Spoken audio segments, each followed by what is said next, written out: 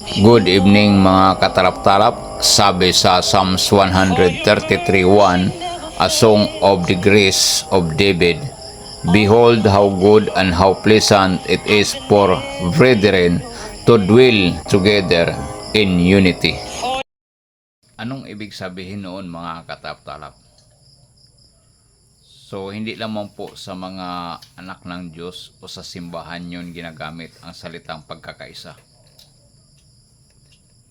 Kahit sa mga pamumuno o sa isang samahan o sa bansa natin, mula sa presidente, vice-presidente hanggang sa mga senador, kung wala ang pagkakaisa na sinasabi, mahirap.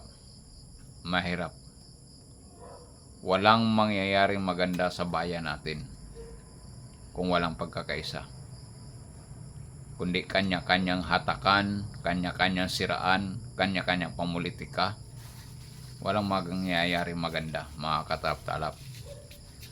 Tandaan natin, no one is perfect.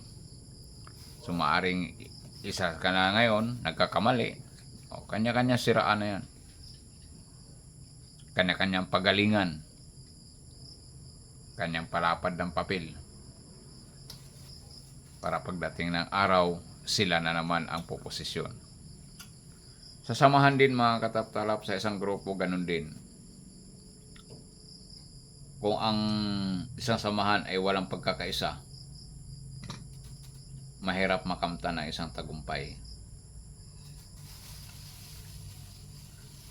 Kung halimbawa ang iyong pangulo papunta sa kanluran, kayo namang ibang mga opisyalis o mga membro papunta sa silangan, yung iba naman papunta sa timugan, ay di ano mangyayari? Para tayo nagtatag-ubwar, mga katarap-tarap.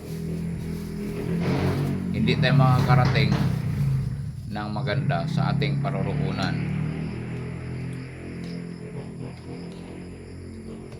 Alam niyo po, ang isang grupo na matagumpay, maayos na grupo at nakakatuwa na grupo, kailangan nagkakaisa,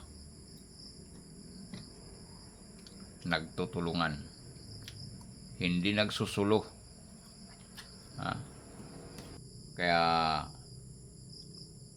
bato-bato sa langit, mga katarap-tarap, sana wag magagalit. Ito ay paalala lamang po para sa atin na sa anuman, sa simbahan man yan, sa barangay man yan, sa mayor man yan, o lahat ng mga samahan o lahat ng organisasyon, napakahalaga ang pagkakaisa. Muli, magandang gabi sa inyo mga katarap-tarap. Ito si Tarap-tarap, ang inyong vlogger sa bawat tibok ng puso